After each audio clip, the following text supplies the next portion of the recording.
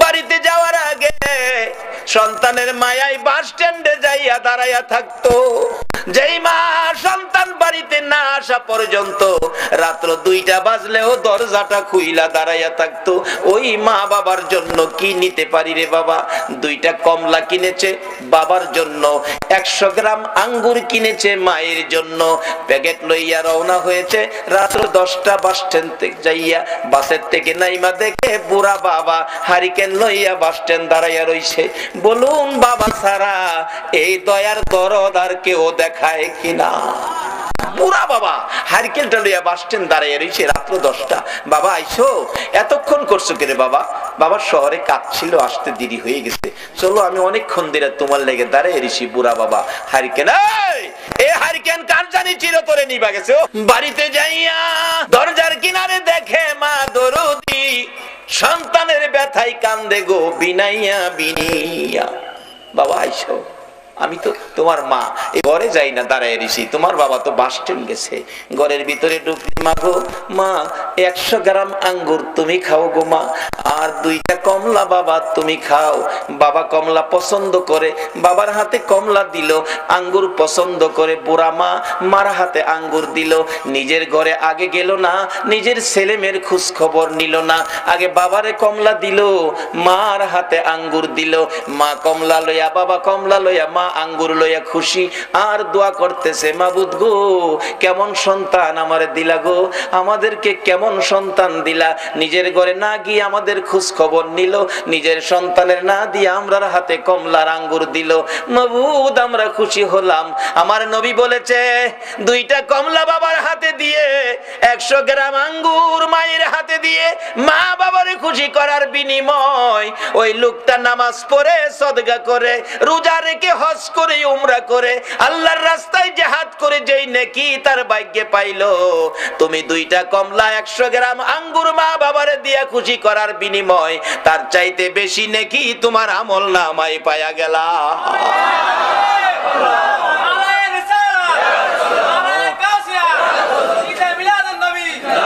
বাবারা মা বাবারে কষ্ট দিয়া মক্কা মদিনায় হজ করতে যাইেন না। একজন হাজী সাহেবের জীবনীতে দেখি উনি 39 বার হজ করে 40 বারের মাথায় হজে গিয়ে আরাফাতের ময়দানে খুশির কান্না কান্দে, প্রভু গো কি আমার নসিব, 40 বার হজ করলাম। গায়েবে আওয়াজ হইতেছে, হাজী 40 বার কেন, হায়াত পায়া 40,000 বার হজ করলেও তোমার হজ কবুল হবে না।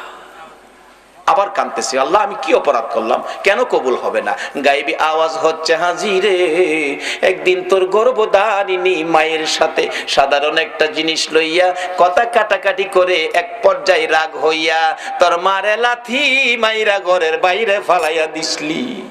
তোর মা লাথি খাইয়া গলা কাটা মুরগির মতো লাফাইতে ছিল, কলিজাটা ফাইটা গেছে রে, বিদায় হয়ে গেছে। বিদায় মুহূর্তে 2টা হাত বাড়াইয়া বলেছিল, মাবুদ এই সন্তান পেটে লইয়া গো রাত্র ভরে কোনোদিন ঘুমাইতে পারছি না।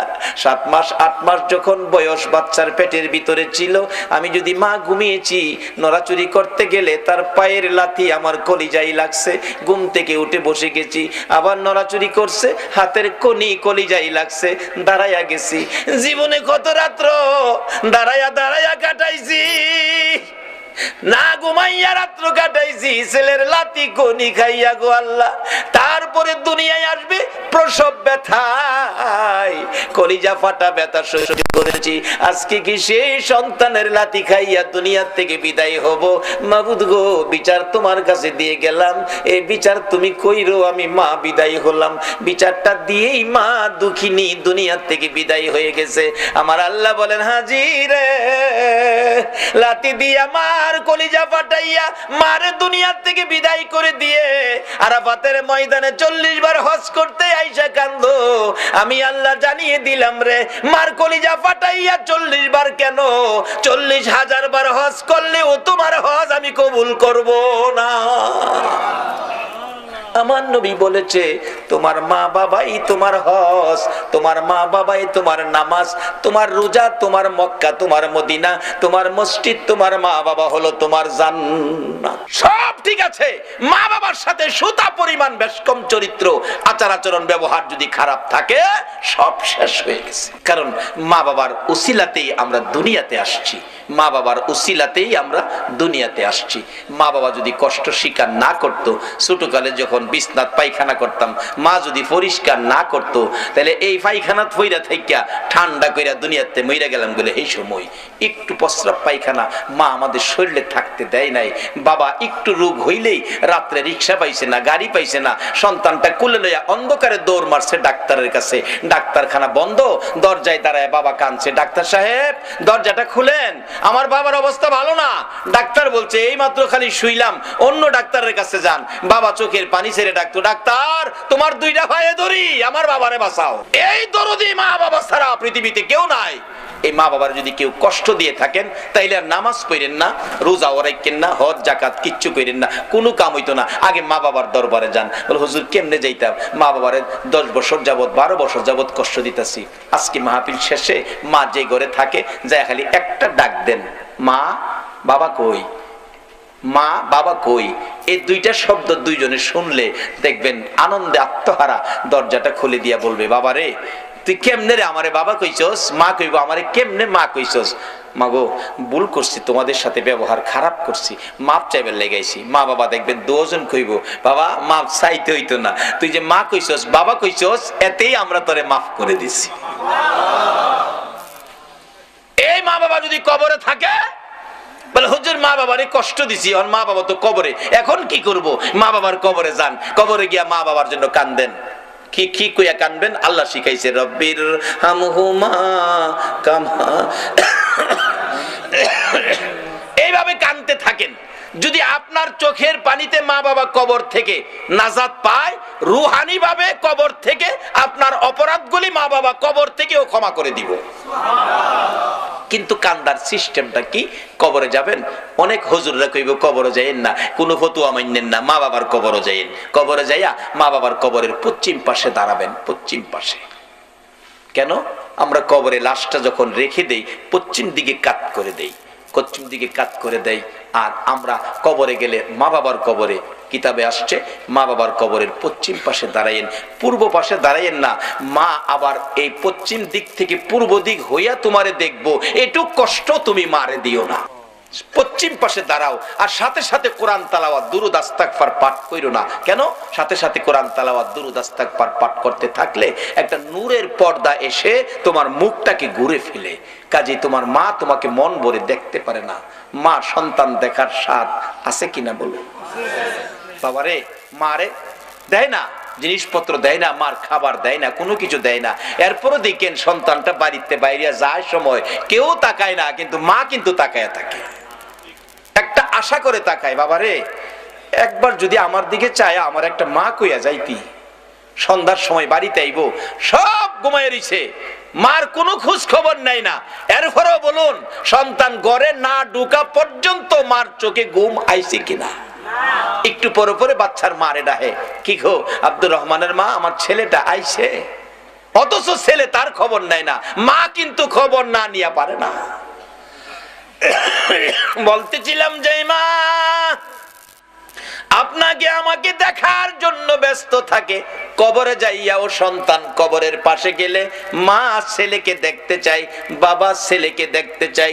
নির্দেশ হলো কবরের পাশে যাইয়া কিছুক্ষণ চুপ করে দাঁড়াইয়া থাকো।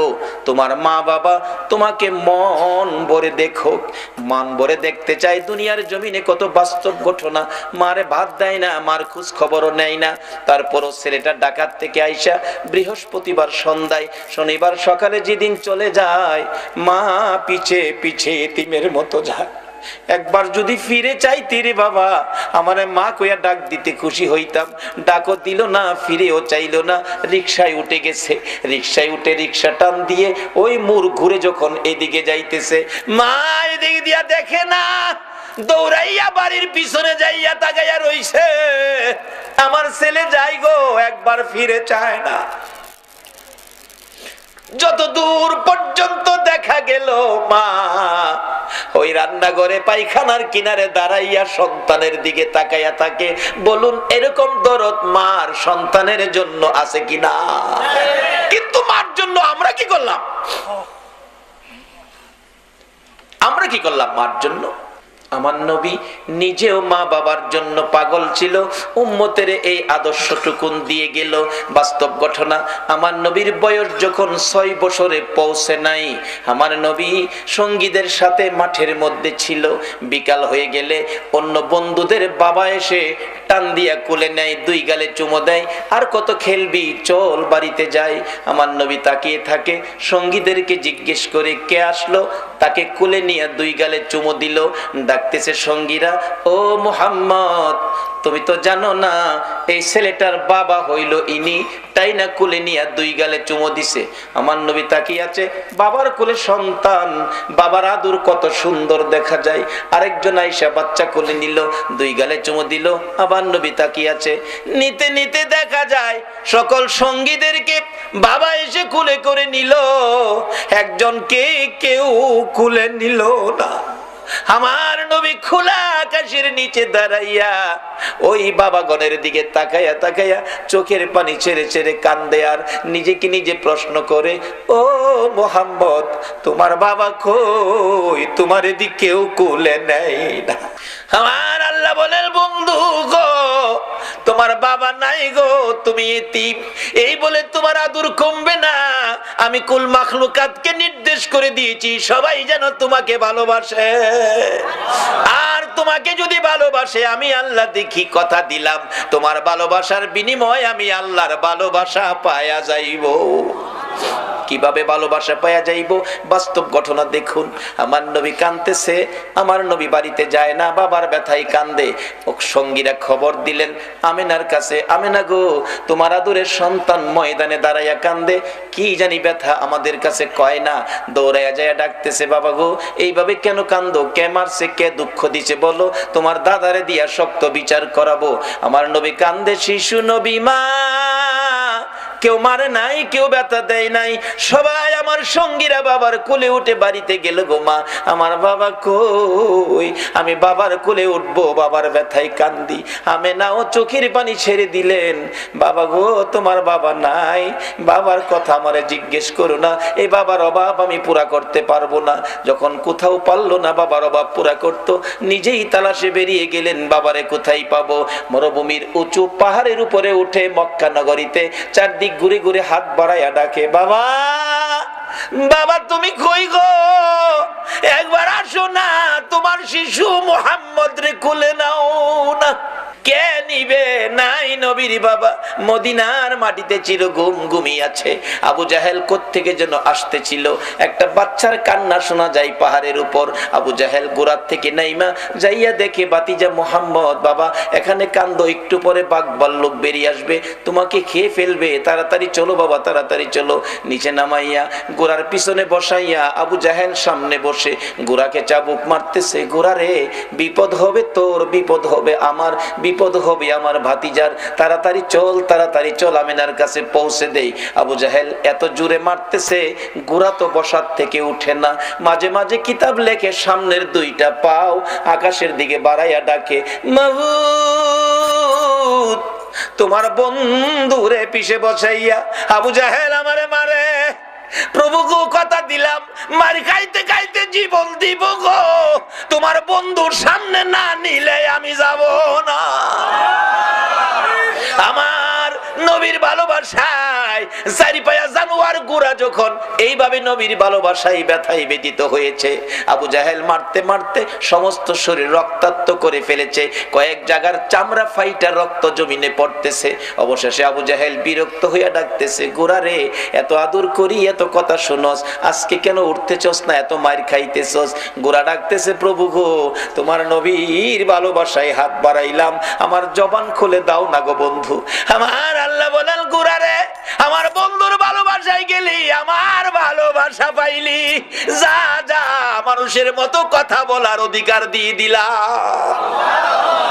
একটা চারি পায়া জানোয়ার যদি নবীর ভালোবাসায় গেলে আল্লাহর ভালোবাসা পাইয়া মানুষের মতো কথা বলার অধিকার পায়, বলুন এই নবীর পক্ষে যাইয়া নবীর কথা মানলে, নবীর ভালোবাসা দিলে আমার আল্লাহর ভালোবাসা আমরা পাইব কিনা?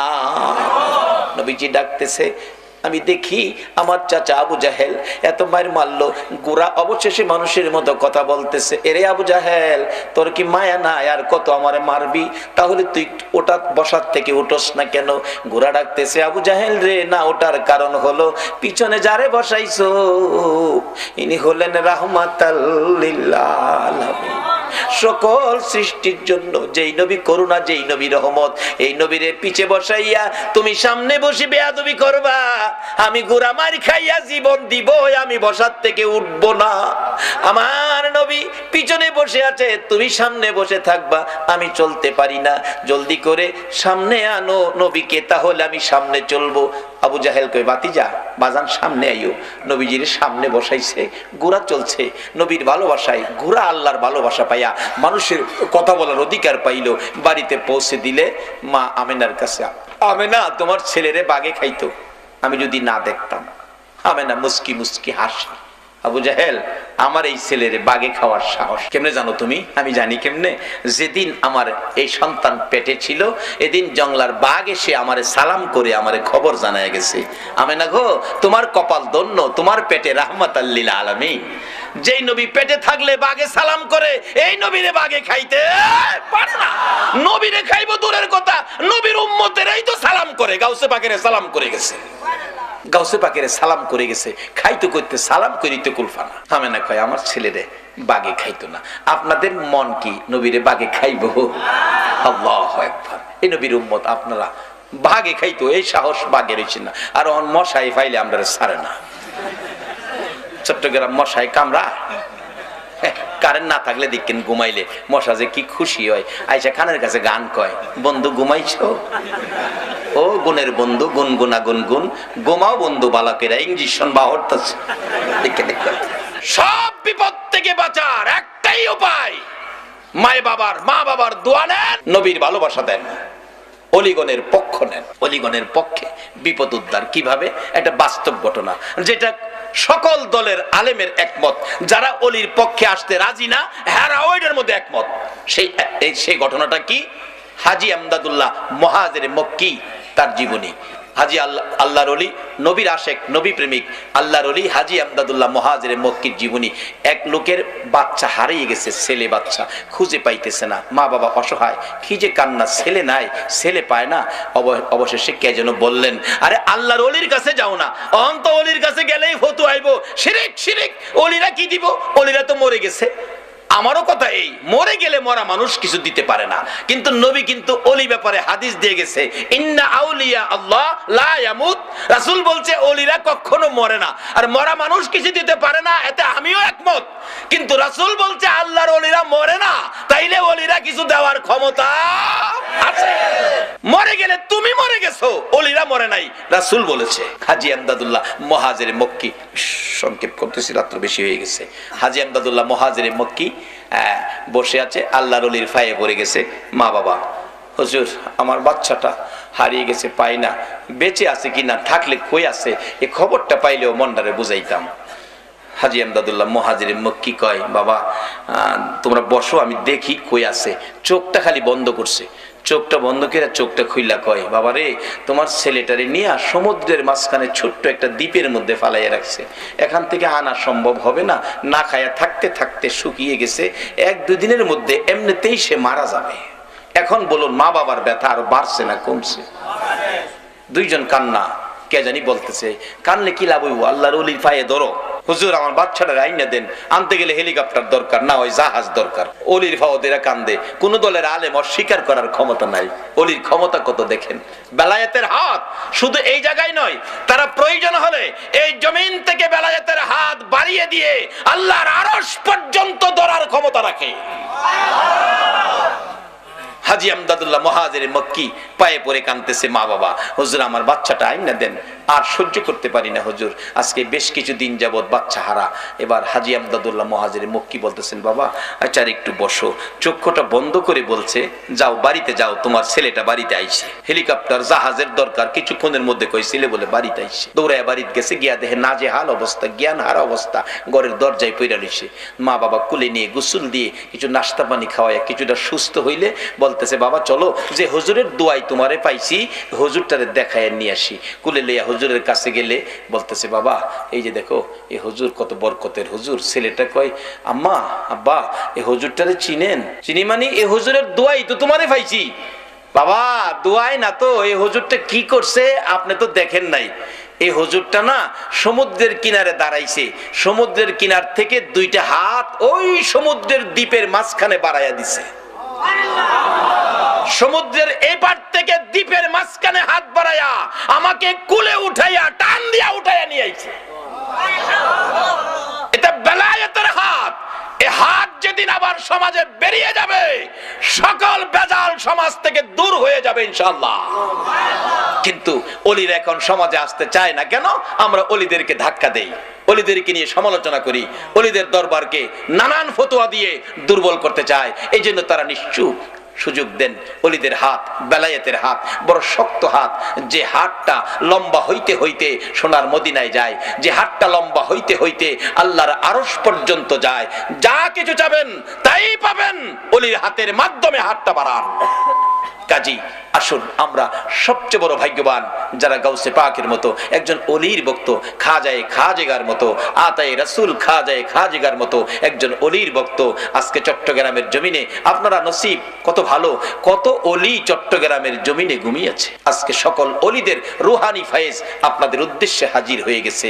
কাজী এই বরকত আপনারা পাবেন, কিন্তু সব বরকত একসাথে হবে যেদিন মা বাবার সাথে ব্যবহার ভালো করবে। ওই মা বাবা যদি কবরও থাকে, মা বাবার জন্য দোয়া করবেন, এই অনুরোধ আপনাদের প্রতি রাখলাম।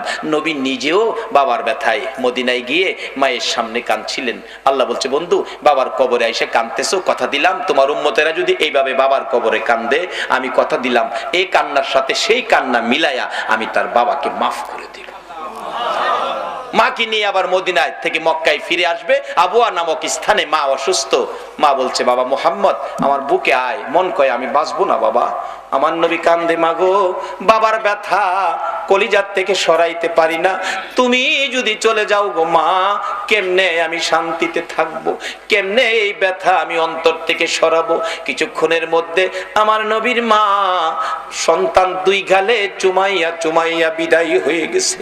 দাফন করে আবুয়া নামক স্থানে উম্মে আইমানের কুলে উঠা কাদের উপর গাট্টা ফালাইয়া নবী কান্দে, উম্মে আইমান গো আমার মা নাই, আমার বাবা নাই, মক্কা নগরে আমারে কে মায়া করবে, কে আমারে আদর করবে। উম্মে আইমান বলছে, মুহাম্মদ আমি কথা দিলাম গো, যতদিন বেঁচে থাকি আমি তোমার পাশে মায়ের কাজ করে যাব। আমার নবী মায়ের কবরের পাশেও কাঁদলে আমার আল্লাহ বলেন, বন্ধু গো যেইভাবে তুমি মায়ের কবরের পাশে কাঁদছো, এইভাবে তোমার উম্মতেরা যদি মায়ের কবরে যাইয়া কান্দে, তোমার চোখের পানির সাথে তাদের চোখের পানি মিলাইয়া তোমার কান্নার বিনিময়, তোমার কান্নার বরকতে ওই মায়ের কবর জান্নাতের বাগান বানাইয়া দিব। নবীজি শুধু বলে নাই বাবার কবরে কাঁদছেন, মায়ের কবরে কান্দা উম্মতের শিক্ষা দিয়ে গেছেন প্র্যাকটিক্যালি। মা বাবার কবরে যাইতে হবে, পশ্চিম পাশে দাঁড়াবেন, কিছুক্ষণ চুপ করে থাকবেন, মা বাবা মন ভরে দেখে, কিছু জানেন না জানেন দোয়া কইরা হাত বাড়াই দিবেন, কিছু জানেন না তবু দুইটা হাত বাড়াই দিবেন, আল্লাহ আমি কিচ্ছু জানি না, মা বাবা আমরা লাগে দুনিয়াত কষ্ট করছে, আমার মারে কবরে কষ্ট দিও না, যদি অপরাধ থাকে আমি সন্তান ক্ষমা চাইছি, ক্ষমা করে দাও।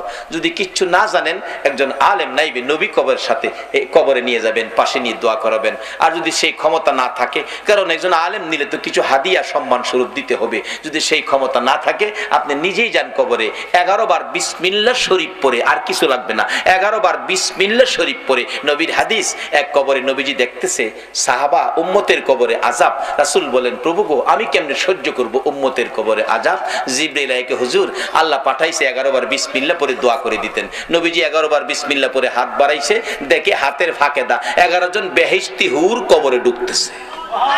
রাসূল বলেন, এই হুরে সর্দার, কি ব্যাপার, তোমরা আসছো, দাঁড়াও, কি ঘটনা, এখন এসে গেছো? হুজুর, আপনি যে 11 বার বিসমিল্লাহ পরে দোয়া করছেন, এর বরকতে তারকে জীবনের তরে মাফ করে দেওয়া হয়েছে, এর বরকতে 11 জন হুর বাজেট হয়েছে, কিয়ামত পর্যন্ত তার কবরে তারে খেদমত করা হবে।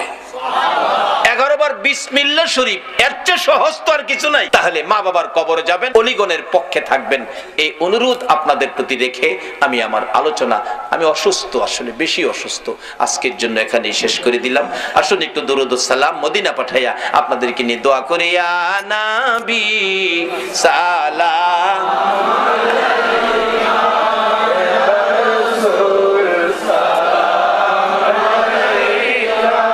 اللهم آمين. ربنا ظلمنا أنفسنا وإن لم تغفر لنا وترحمنا لنكونن من الخاسرين. رب ارحمهما كما ربياني صغيرا. বলুন সবাই, রব্বি রহমহুমা কামা রব্বায়ানি সগীরা। রব্বুল আলামিন মায়ার নজরে তাকাইয়া দেখো গো, রাত্র গভীর তোমার আদরের বান্দা লইয়া হাত বাড়াইছি মাবুদ, একবারে খালি হাত বাড়াই নাই, তুমি আল্লাহ নিজে যার উপরে 24 ঘন্টা দুরূদ ও সালাম পাঠ করো, ফেরেশতারা করে ইমানদারদেরকেও দুরূদ সালাম পাঠ করার নির্দেশ করেছো। মায়ার নজরে তাকাইয়া দেখো গো, তোমার আদরের ইমানদার বান্দারা তোমার হাবিবের উপর এই গভীর রাত্রে প্রাণ ভরে দুরূদ ও সালাম মদিনা পাঠাইছে গো আল্লাহ। আমাদের দুরূদ ও সালাম গুলো পাখির মতো উড়াইয়া উড়াইয়া দয়ার নবী মায়ার নবীর কদম মুবারকে পৌঁছাইয়া দাও। ইয়া আল্লাহ, দুরূদ ও সালাম উসিলা করে আজকের মাহফিল উসিলা করে, ইয়া আল্লাহ গাউসে পাকের শরণের মাহফিল উসিলা করে আমরা যারা হাত বাড়াইছি, আমাদের তামাম জিন্দেগীর গুনাহগুলো ক্ষমা করে দাও। মাবুদ, জানি দুনিয়ায় থাকবো না, তারপরেও শয়তানের দুকাই পড়ে, দুনিয়ার মায়ায় পড়ে বহু গুনাহ করে ফেলেছি। গুনার খবর মা জানে না, গুনার খবর বাবা জানে না, পাড়া প্রতিবেশী কেউ জানে না রে আল্লাহ, গুনার খবর জানো তুমি আল্লাহ। মাবুদ, আখিরি নবীর উম্মত বলে এ গুনার খবর কাউরে জানাইও না গো আল্লাহ। এই মাহফিলে আমরা যারা হাত বাড়াইছি, ওলি আল্লাহ গণের রুহানি ফায়েজের উসিলাই, তোমার নবীর ভালোবাসার উসিলাই, আজকের মাহফিলে আমরা যারা হাত বাড়াইছি, আমাদের সকলের জীবনের গুনাহগুলো ক্ষমা করে দাও। মাবুদ, ক্ষমা চাইলাম জীবনের গুনাহ, ক্ষমা যদি না করো, কবে জানি মৌতের চিঠি লইয়া আজরাইল আইসা যায়, কবে জানি চারজনে দৌড়ে দৌড়ে টাইনা টাইনা বাহির করবে, উঠানের কিনারে পর্দা টানাবে, নাকে কানে তুলা লাগাবে, বড়ি পাতার গরম পানি জীবনের শেষ গোসল করাবে। মাবুদ, আদরের সন্তানেরা গো এতিম এতিম এতিম হবে, লোকেরা এতিম বলে মাথায় হাত বুলাবে, আদর করবে, সন্তানেরা বাবার লাশের পাশে দাঁড়াইয়া ডাকবে, বাবা আর কি এই বাড়িতে আসবা না? আমরা কি বাবা বলে আর তোমারে ডাকতে পারবো না?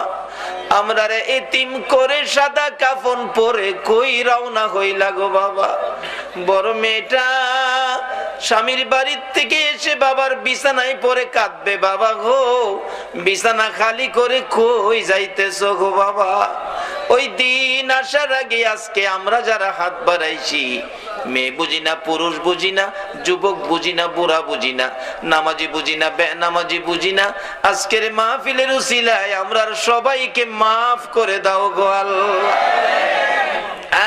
মাবুদ, জীবনের গুনাহ ক্ষমার আসার দরখাস্তের পর আরেকটা দরখাস্ত করি, তুমি কিন্তু রাগ হইও না। আমি জানি না আজকে হাজার হাজার মানুষ তোমার কাছে হাত বাড়াইছে, কার মনে জানি কি দুঃখ কি ব্যথা, কার মনে জানি ব্যথা। মানাই গো মানাই, ও দরদি মা, যে মার দিকে তাকাইলে কলিজা ঠান্ডা হইয়া যাইত। শত দুঃখ লইয়া মা মা কইয়া ডাক দিলে প্রাণ ঠান্ডা হইয়া যাইত। যে মার চেহারার দিকে তাকাইলে একটা কবুল হজের নেকি পাওয়া যাইত। এ মায়ের অভাবী কে জানি হাত বাড়াইছে গো আল্লাহ, আমি নিজেও মার অভাবী হয়ে গেছি। এতদিন তো শুধু বলতাম মা হারা কথা, এখন নিজেও বুঝেছি মা হারা কত ব্যথা। মাহফিল শেষে গাড়িটা বাড়িতে গেলে 2টা 2:30টাও কোনদিন হয়েছে। গাড়িটা থামাইয়া বাড়িতে মার রুমের কাছে গেলে দেখি মা দাঁড়াইয়া রইছে। জিজ্ঞেস করলাম, মা গো তুমি কি ঘুমাও নাই? মা জবাব দিত, বাবা গো যতক্ষণ পর্যন্ত তুমি বাড়িতে না আইছো আমি মার চোখে ঘুম আসে না রে বাবা। এই দরদি মায়ের অভাবী বাবার অভাবী কে জানি হাত বাড়াইছে রে আল্লাহ। মায়ের অভাবীরা কি করে নিজে দেখেছি। একটা মায়ের পাগল, 5-6 বছর বয়স, মা বাচ্চা হবে, ডেলিভারি হবে। এলাকার মহিলারা কয় আপনার অবস্থা ভালো না, তাড়াতাড়ি হসপিটালে যান। রিক্সা করে হসপিটালে যাবে, ছেলেটা পিছে পিছে যায়, মা মা কইয়া ডাকে, মা কোথায় যাইতেছো? আমারে নিবা না, আমারে কইলা না। অন্যদিন কোথাও গেলে আমারে আগে সাজাইছো, পরে তুমি কাপড় পরছো, বুরগা পরে রওনা হইলা, আমারে দি কিছু কইলা না গো মা। মা চোখের পানি ছেড়ে দেয়, বাবা রে আমি বেড়াইতে যাই না রে বাবা, আমার বলে অবস্থা ভালো না, হসপিটালে যাইতেছি। মা কোন সময় আসবা গো? আমারে কই রাইখা গেলা গো? তুমি তোমার নানার কাছে থাকো, আমি হসপিটালে যাই, কোন সময় আসবা? কোন সময় আসবো বলতে পারি না রে বাবা, অবস্থা বলে আমার ভালো না। ভাগ্য যদি ভালো হয় মায়ের মুখ দেখবি রে, ভাগ্য যদি খারাপ হয় জীবনে আর মা কইয়া ডাকতে পারবি না। এই কথা বললে ছেলেটা দৌড়াইয়া মায়ের রিকশার সামনে দাঁড়াইয়া গেছে। মাগো তুমি যদি ফিরে না আসো আমি কার গলায় ধরে ঘুমাবো গো মা? আমারে কে গোসল করাবে? আমারে কে বাবা বাবা কইয়া ডাকবে? বাবা দোয়া কইরো মানি ফিরে আসতে পারি, তোমার নানার কাছে থাকো। এই বলে ছেলেটারে টান দিয়া কোলে লইয়া বুকের সাথে জড়াইয়া ধরে 2 গালে চুমাইয়া চুমাইয়া বিদায় নিয়ে গেছে মা। রাত্র 10টা বাজে গেছে, কোনো খবর আসতেছে না। ছেলেটা ডাকতেছে, নানা গো চলো না হসপিটালে যাই, মায়ের কাছে মায়ের খবর নিয়ে আসি। নানা বলেন এত রাত্রে যাওয়ার রাস্তা নাই, সকালে যাবো, ঘুমাও তুমি ঘুমাও। নানা আমার কেন জানি ঘুম আসে না, কেন জানি আমার কলি যায় দাউ দাউ করে আগুন জ্বলতেছে গো নানা, চোখে ঘুম আসে না। একটু পরেই একটা যুবক বাড়ির সামনে দাঁড়াইয়া ডাকতেছে, চাচা বাড়িতে আসেননি? ও বাড়িতে আছি। হসপিটালের খবর জানেননি? না খবর তো জানি না, সকালে হসপিটালে যাব। চাচা হসপিটালে আর যায়েন না, হসপিটালের খবর ভালো না, আপনার মেয়ে মারা গেছে গো চাচা। ছেলেটা একটা চিৎকার মারছে, না না আমি কি জীবনে আর মা কইয়া ডাকতে পারবো না? আল্লাহ গো এ কি করলা গো, আমার মারে নিয়ে গেলা, আমি কার গলায় ধরে ঘুমাবো? লাশটা বাড়িতে আনলো, ছেলেটারে দেখাইলো না, ভয় পাবে বলে না দেখাইয়া দাফন করে ফেলেছে। রমজান পার হয়ে যাইতেছিল, ঈদের দিন সকালবেলা ছেলেটা শুধু কান্দে, নানা তার মা যে মারা গেছে কবরে নেয় না, লাশটাও দেখাইলো না। জিজ্ঞেস করলে কই তোমার মা হসপিটালে আছে, তোমার মা বেড়াইতে গেছে। ঈদের দিন ছেলেটা কাঁদতেছে, নানা গো কত ছেলে রে মা গোসল করাইতেছে গো, আমার মা আজকের দিন কোথায় রইল গো, আমারে কি গোসল করাবে না গো? না, ছেলে কান্না শুনে দৌড়াইয়া বাবা আইছে, আয় আমি তোরে গোসল করাবো। ছেলেটা কান্দে, বাবা গো তুমি না, আম্মু গোসল করাবে, তুমি তোয়ালে দিয়ে আমার শরীরটা মুছে দিবে, আমার আম্মু আমার পায়জামা পাঞ্জাবি পরাবে, আমি মার পায়ে সালাম করব, তোমার আঙ্গুলে ধরে ঈদগাহ যাব গো বাবা। মনের আশা যেন মনে রইল, আর যেন পুরা হবে না। বাবা ডাকতেছে, না না তোমার আম্মু এখন আসবে না, চলো আমার আঙ্গুলে ধরে ঈদগাহে যাবে, গোসল করাই, জামা পরো, সেমাই খাও। ছেলেটা কান্দে, না মার হাতে গোসল করব, মার কাছে আগে যাব, তারপরে সেমাই খাবো, তারপরে ঈদের জামা পরবো। বাবা কান্দে, মাবুদ গো আমি কি দিয়া বুঝাইব গো, চলো তোমার মার কাছে লইয়া যাই। যাইতে যাইতে ঈদগার সামনে কবরস্থান, কবরস্থানের ভিতরে ঢুকে নতুন কবরের পাশে যাইয়া দাঁড়াইয়া ডাকতেছে, রে আদরের সন্তান, এই কবরে তোর মা ঘুমাইছে, ডাক দে রে, দেখি তোরে নি গোসল করাইয়া দিয়া যায়। বাচ্চাটা কাঁদতে কাঁদতে মা মা বলে মায়ের কবরে পড়ে গেছে। অবশেষে বাবা ডাকতেছে, হে বাচ্চার মা, এত নিষ্ঠুর কেমনে হইলা গো, এত কান্দা ছেলেটা কাঁদলো আর ডাকলো, একবারও ছেলেটারে আদর করে দিলা না। এই মাহারা মায়ের অভাবী, মায়ের ব্যথা ব্যতীত কে জানি হাত বাড়াইছে রে আল্লাহ, যার বাবা নাই বাবার ব্যথা লইয়া কে জানি হাত বাড়াইছে গো। আর দেরি করো না গো আল্লাহ, এই মুহূর্তে ওই সকল মা বাবার কবর জান্নাতের বাগান বানাইয়া দাও। আল্লাহ মা বাবা যার দুনিয়াতে আছে হায়াত বাড়িয়ে দাও, মা বাবা কেমন জিনিস বুঝার তৌফিক ছেলে মেয়েদেরকে দান করে দাও। আল্লাহ খাস করে দাদা দাদি নানা নানি শ্বশুর শাশুড়ি আলিয়া আওলাদ বংশধর মাই মুরব্বী পাড়া প্রতিবেশী খানদানবাসী মহব্বতী এলাকার জমিনের নিচে, সারা চট্টগ্রামের জমিনের নিচে যত মুমিন মুমিনাত ঘুমিয়ে আছে সকলের কবর জান্নাতের বাগান বানাইয়া দাও রে জান্নাতের মালিক। খাস করে আজকের মাহফিলের আয়োজন যারা করেছে, এই যুবকদের বংশধর মাই মুরব্বী যারা কবরে গো, সকলের কবর জান্নাতের বাগান বানাইয়া দাও। আল্লাহ খাস করে আমাদের মধ্যে যারা বিমারি, বিমার শেফা করে দাও। আমি নিজে অসুস্থ, আরেকজন চক্ষু অপারেশন করবে শুনলাম, আল্লাহ গো আমাকে সহ চক্ষু অপারেশনকারী সহ সকল বিমারিকে শেফা করে নেক হায়াত বাড়াইয়া দাও। আমাদের মধ্যে যারা অভাবী, অভাব দূর করে দাও। আমাদের মধ্যে যারা নামাজি, নামাজ কবুল করে নাও। যারা নামাজ পড়ে না, নামাজের বুঝ দান করে দাও। যারা ব্যবসা করে ব্যবসায় বরকত দাও। যারা চাকরি করে পদোন্নতি দান করে দাও। ইয়া আল্লাহ যারা বিদেশ থাকে সকল বিদেশীদেরকে হেফাজতে রাখো গো আল্লাহ। যারা বিদেশ যাবে তাদের মনের আশা পুরা করে দাও গো আল্লাহ। ইয়া আল্লাহ খাস করে জনাব শফিউল আলম, মাওলানা শফিউল আলম নিজামীকে আল্লাহ গো তুমি সুস্থ করে নেক হায়াত বাড়াইয়া দাও। তোমার নবীর আশিকগণকে যদি তুমি সাহায্য না করো, তোমার নবীর শান মান কে গাইব গো আল্লাহ। আল্লাহ সুস্থ করে নেক হায়াত বাড়াইয়া দাও।